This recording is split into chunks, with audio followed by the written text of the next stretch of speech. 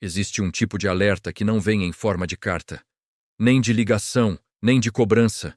Ele vem em forma de dor, silenciosa, traiçoeira. Você passa a vida inteira acreditando que o corpo é uma ferramenta infinita, que enquanto tiver braço forte e coluna firme, sempre vai ter pão na mesa.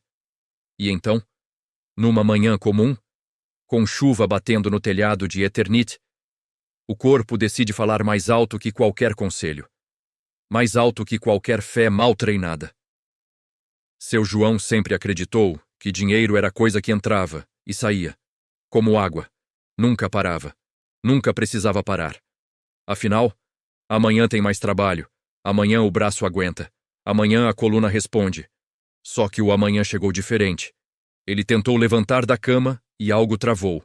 Não foi só a lombar, foi o chão inteiro que pareceu ceder, porque naquele segundo, ele entendeu uma verdade que ninguém ensina. Quando o corpo para, a fome não espera. E esse é o crime invisível dessa história. Não é a dor nas costas.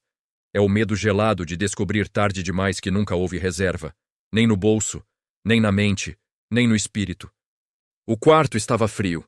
Não aquele frio elegante de inverno bonito. Era o frio úmido, que entra pelos ossos, misturado com o cheiro forte de pomada mentolada. Aquele cheiro que promete alívio, mas nunca cumpre tudo. Seu João estava sentado na beira da cama. O colchão afundado conhecia o peso daquele corpo há décadas. O mesmo corpo que já carregou saco de cimento, lata de tinta, volante de caminhão por horas. Agora tremia. O som da chuva no telhado não ajudava. Ping, ping, ping. Cada gota parecia marcar o tempo que ele não tinha. A casa estava silenciosa demais. Nenhum rádio ligado, nenhum vizinho falando alto. Só o barulho do próprio pensamento. Ele tentou se inclinar para frente, e a dor respondeu, na hora, seca, direta. Um recado claro do corpo dizendo, hoje não. O remédio estava ali, comprimido branco, pequeno, insignificante diante do tamanho do medo. Porque aquela dor física não vinha sozinha. Ela trazia um pacote completo, a imagem do dia perdido, do serviço não feito, do dinheiro que não entra. O estômago apertou, não de fome ainda, mas de antecipação. Como quem sabe que a geladeira vai continuar do mesmo jeito quando a noite chegar. Ele conseguiu chegar até a cozinha arrastando o pé. Cada passo era uma negociação entre dor e teimosia. A mesa de madeira tinha marcas antigas, riscos, manchas, histórias de refeições simples. O copo d'água estava frio. A mão dele tremia levemente ao segurar. Não era só a idade, era o peso da consciência chegando atrasado. O remédio desceu rasgando a garganta, deixando aquele gosto amargo que fica, igual certas verdades. Ele se sentou, respirou fundo e ficou olhando o nada. O relógio fazia um barulho irritante. Tic, tac, tic, tac. Lembrando que o tempo não para quem não se preparou. A chuva continuava. E com ela vinha aquele pensamento que ele sempre empurrou para depois. E se eu ficar doente? E se eu não puder trabalhar? Nunca era formulado assim. Mas agora estava inteiro, pesado, concreto. O medo não era morrer. Era continuar vivo, dependendo, pedindo, contando moeda. Aquele silêncio na cozinha era mais alto que qualquer discussão. O corpo doía. Mas o que apertava o peito era a sensação de estar descobrindo tarde demais que sempre viveu no limite. Não por falta de esforço, mas por falta de princípio. Seu João sempre trabalhou, e isso era o orgulho dele. Nunca gostou de conversa sobre guardar, planejar, separar. Dinheiro é para gastar, ele dizia. E dizia rindo, como se fosse sabedoria. Agora, com as mãos apoiadas na mesa, ele sentia o peso dessa frase como uma fatura atrasada, invisível, mas cobrando com juros altos. O barulho da chuva virou fundo musical de lembranças.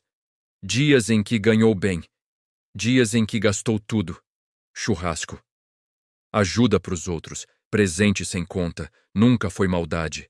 Foi falta de visão. O problema é que o corpo não aceita discurso. O aluguel não aceita boa intenção. O remédio não aceita promessa. A dor nas costas era só o gatilho. O verdadeiro colapso era interno. Ele percebeu que sempre viveu num alinhamento frágil, confiando apenas na força do braço, como se isso fosse um decreto eterno. O suor sempre resolveu tudo, até hoje. Mas agora, o suor não estava disponível. Só o silêncio, só a espera, só a sensação de que algo precisava mudar, mesmo sem saber o quê. O dia avançava devagar, como se o tempo estivesse testando a resistência dele. O corpo continuava duro. A dor diminuía um pouco, depois voltava, lembrando quem estava no controle. Ele fechou os olhos por um instante e sentiu aquele medo antigo, que muitos homens enterram fundo, o medo de envelhecer sem base, sem margem, sem escolha. Não havia desespero teatral, não havia choro. Havia algo pior, a lucidez, a clareza de que viver sempre no hoje cobra um preço alto no amanhã. A casa parecia menor, o teto mais baixo, o ar mais pesado. A chuva começou a diminuir, mas dentro dele a tempestade continuava, porque naquele dia, seu João não perdeu só um dia de trabalho. Ele perdeu a ilusão de que força física é um plano. O corpo estava dando um alerta, não só de limite, mas de rota errada. E ali, sentado, sentindo o cheiro da pomada misturado com café velho, ele ainda não sabia, mas tinha acabado de entrar no ponto exato onde a dor vira mensagem e o abismo começa a ensinar. Foi ali, no meio daquele silêncio pesado, que uma lembrança antiga voltou, não como voz mística, mas como frase simples, quase esquecida. Seu João lembrou de um homem mais velho, anos atrás. Conversa jogada fora no fim de um dia de trabalho. José do Egito, o homem tinha dito, enquanto limpava as mãos sujas de cimento. O homem não venceu porque sonhava, venceu porque guardou. Na época, João riu por dentro. Achou coisa de quem tem sobra. Mas agora, com a coluna reclamando e o relógio cobrando, aquela frase ganhou peso. Guardar na fartura, para não morrer na escassez, aquilo não era religião, era estratégia, era inteligência aplicada. Ele percebeu algo desconfortável. Nunca foi falta de dinheiro, foi falta de protocolo. Toda vez que o dinheiro entrava, ele saía correndo, sem proteção, sem honra, como soldado sem escudo. A dor física tinha aberto uma fresta, e por ela entrou a revelação. O problema não era o braço cansado, era a mentalidade exposta. O futuro nunca teve defesa, nunca teve guarda, nunca teve respeito. E naquele instante, algo começou a mudar, não no bolso ainda, mas no alinhamento interno. Ele se levantou devagar, ignorando o incômodo, e foi até o armário alto, aquele que quase nunca mexia. Lá atrás, esquecida, estava a lata, velha, amassada, com rótulo desbotado, memória de outro tempo. Ao pegá-la, sentiu o metal frio na mão, a textura áspera, como se aquela lata tivesse esperado por esse dia. Ele limpou com um pano úmido, a água escorrendo marrom, sujeira acumulada de anos. Cada movimento parecia um ritual silencioso. Não era só limpeza física, era reorganização interna. A casa ainda era simples, a chuva ainda caía lá fora, mas a atmosfera tinha mudado. Ele colocou a lata no alto do armário, não escondida, mas protegida, lugar estratégico. A luz da janela bateu no metal, criando um reflexo quente, quase solene, ali, sem oração ensaiada, sem discurso bonito. Seu João decidiu algo profundo. Aquela lata não era miséria, era visão, não era medo, era honra. Ele estava criando, pela primeira vez, uma muralha para o amanhã. Dias depois, quando o primeiro dinheiro entrou, pouco, suado, ele parou, algo que nunca fez. Antes do pão, antes do café, antes de qualquer gasto, ele separou uma moeda, pequena, simples. A mão tremia levemente, não de medo, mas de estranheza. Ele levantou a lata, abriu a tampa e soltou a moeda. O som foi seco, metálico, ecoando dentro do vazio. Clink! O barulho bateu no fundo da lata e voltou, preenchendo a cozinha inteira. Não era só som, era sinal, Era decreto sendo ativado. Algo dentro dele se alinhou naquele instante. Uma sensação rara. Controle. Não abundância ainda, mas governo. Ele respirou fundo. O peito aliviou um pouco. O futuro tinha acabado de receber a primeira sentinela. Aquela moeda era pequena, mas carregava um princípio gigante. A reserva de guerra tinha sido inaugurada, não por fé cega, mas por obediência inteligente. José do Egito teria reconhecido aquele gesto. Simples, silencioso, porém letal contra a da escassez. Nada mudou do lado de fora. O trabalho continuava duro. O corpo ainda reclamava, mas algo essencial tinha sido realinhado. Antes, todo o dinheiro que entrava já nascia condenado a sair. Agora, uma parte tinha destino, tinha propósito, tinha honra. A mente de João começou a mudar sem alarde. Ele passou a olhar os gastos com outro peso. Não culpa, mas consciência. A lata no armário virou referência silenciosa. Lembrava que o amanhã existe, que ele merece respeito. O medo começou a perder força, não porque sumiu, mas porque agora tinha oposição. A frequência da casa mudou. Menos pressa, menos impulso, mais estratégia. Ele entendeu algo profundo. Guardar não é avareza. É responsabilidade espiritual. É reconhecer que o tempo é um inimigo previsível e que só os preparados atravessam. José não salvou o Egito com milagre, salvou com gestão. E seu João, pela primeira vez, estava praticando isso no chão de fábrica da própria vida. Aquela lata velha agora tinha peso de símbolo. Era o oposto da vida que ele sempre levou, sem reserva, sem margem, sem defesa. Cada nova moeda que caía reforçava um decreto diferente. Não mais dinheiro é para gastar, mas dinheiro também é para proteger. O corpo ainda era limitado, mas a mente não estava mais nua. Ele começou a perceber. A escassez não começa no bolso, começa na cabeça e se instala quando ninguém vigia.